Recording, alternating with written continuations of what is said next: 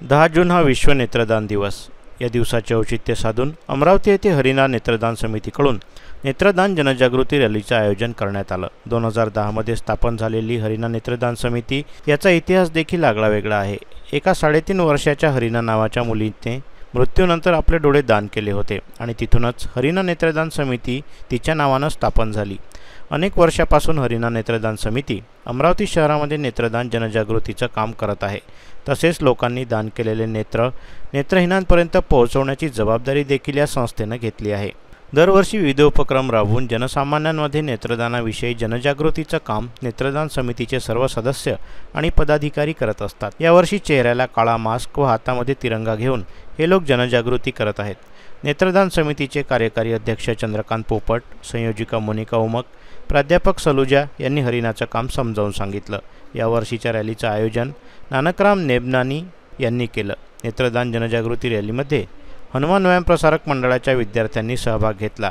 रॅलीमध्ये लोकप्रतिनिधी सुलभाताई खोडके, माजी आमदार सुनील देशमुख, माजी आमदार जगदीश गुप्ता, डॉक्टर श्याम राठी, लप्पीसेठ जाजुदिया, ॲडव्होकेट प्रशांत देशपांडे, संजय तिरतकर, निशी चौबे, स्वाती बडगुजर, बरखा बोज्जे, कोमल बद्रे, चंद्रकांत पोफली, अंधविद्यालयाचे सर्व अंध विद्यार्थी, शिक्षक, MIDC असोसिएशनचे किरणभाऊ पातुरकर, स्वयंसिद्ध उद्योजक अभियानचे लोक, डॉक्टर सय्यद अब्रार, ओम चांडक, बुलढाण्याचे राधेश्याम चांडक आणि शहरातील गणमान्य नागरिक प्रामुख्याने उपस्थित होते. नमस्कार मंडळी, मी सुषमा कोडीकर आणि तुम्ही बघत आहात मंडल न्यूज. आज नेहरू मैदान इथे एक आगळा वेगळा कार्यक्रम होऊ घातलेला आहे.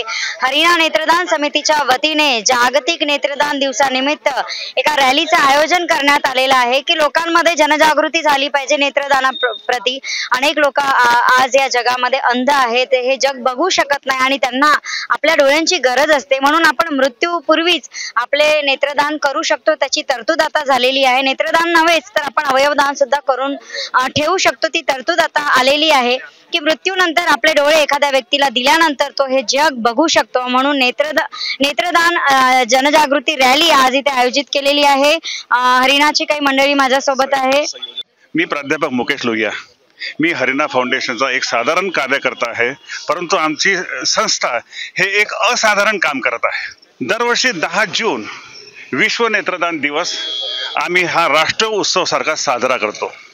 याला आम्ही राष्ट्र उत्सव का म्हणतो? कारण की पूर्ण जगामध्ये 3,70,00,000 दृष्टीहीन आहेत आणि त्यामधील 1,25,00,000 आपल्या भारतामध्ये आहे. या 1,25,00,000 दृष्टीहीनसाठी आम्ही काही ना काही करण्याचा निर्धार घेतलेला आहे. समजा आपण नेत्रदान हे आपल्या संस्कृतीमध्ये सामील केलं तर प्रत्येक समाजाचा प्रत्येक घटक जेव्हा नेत्रदान करेल तर निश्चितच 2-3 वर्षामध्ये आपला भारत देश दृष्टीहीन मुक्त होऊ शकतो. हा बिळा आम्ही उचललेला आहे. परंतु त्रास काय आहे की जो मृत्यू दर आहे आणि नेत्रदान करण्याचा जो दर आहे त्याच्यामध्ये फार फरक आहे. फक्त 0.3-0.4% लोकच नेत्रदान करतात. मागच्या वर्षी 22-23 मध्ये पूर्ण महाराष्ट्रामध्ये फक्त 4,427 लोकांनी नेत्रदान केलेलं आहे. परंतु महाराष्ट्रामध्ये नेत्रहीनची संख्या 9 लाख. त्याच्यामध्ये फक्त 4,427 लोक यांनी नेत्रदान केलेलं आहे. त्या नेत्रहीन लोकांच्या जीवनामध्ये प्रकाश व्हावा, त्यांनी सर्व नॉर्मल जीवन जगावं, हे प्रत्येक नागरिकाची, प्रत्येक महाराष्ट्रांची ही चिंता असायला पाहिजे. आणि ही चिंता केव्हा दूर होईल? जेव्हा प्रत्येक व्यक्ती नेत्रदान करण्याचा संकल्प घेईल. प्यारे साथियों, जन जागृति करने के लिए हमने ये एक मास्क लिया है और एक हाथ में तिरंगा. ये मास्क और ये तिरंगा ये क्यों लिया है, इसके पीछे की भावना कौन सी है, ये आपने समझना चाहिए. साथियों, मैं मुकेश लोहिया आपके सामने खड़ा हूँ, सबको दिख रहा हूँ, इसलिए आप मुकेश लोहिया बोल रहे हैं.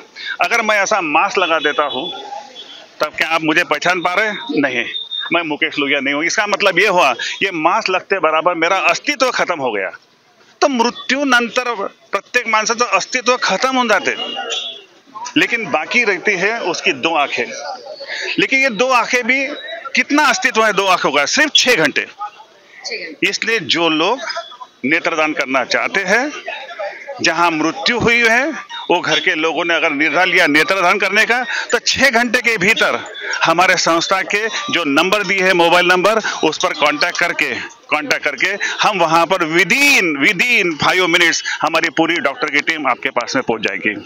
तो नेत्रदान में सभी का सहकार्य अनिवार्य है, क्योंकि अपना महाराष्ट्र नहीं पूरा देश दृष्टिहीन मुक्त करने का है।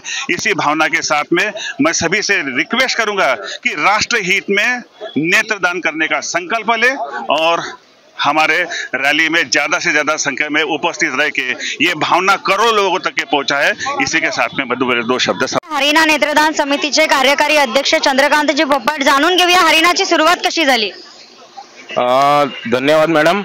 हरिणा की शुरुआत 2010 में हुई, जब 3.5 साल की बच्ची हरिणा नरेश सोनी, उनके बच्ची को करंट का शॉक लगा और वो गुजर जाने से उसका जब देहांत हुआ तो उस स्मशान भूमि में हमारे मनोज भाई राठी, नरेश भाई सोनी और उनके नाना मुंदड़ा जी, इन्होंने और कुछ उनके नजीकी कार्यकर्ताओं ने, दोस्तों ने तय किया कि क्यों ना 3.5 साल की बच्ची अगर नेत्रदान कर सकती है तो क्यों ना उसके नाम से ही हम एक संस्था खोले, हरिणा नेत्रदान समिति।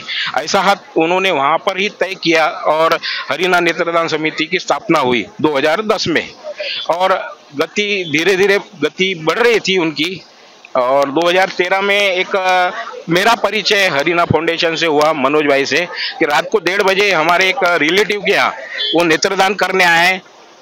और जब मैं वहाँ उपस्थित था, मैंने बोला ये संस्था बहुत ही अच्छा काम करती है, तो क्यों ना इस संस्था से अपन जुड़े जाए।